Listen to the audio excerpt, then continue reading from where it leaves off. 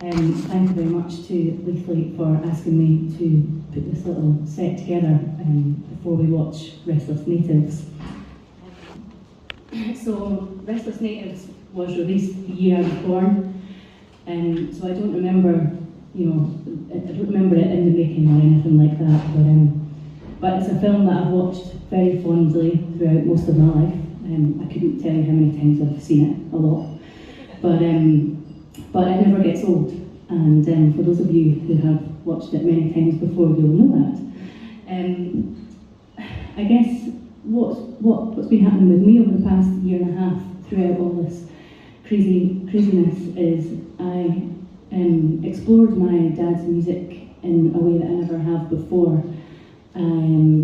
I started to kind of cover his songs and post them online and just kind of rework them a wee bit in my own way.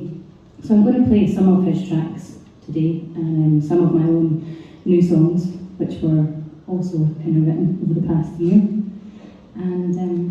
And yeah, I hope you all enjoy the set. So it's good to be back.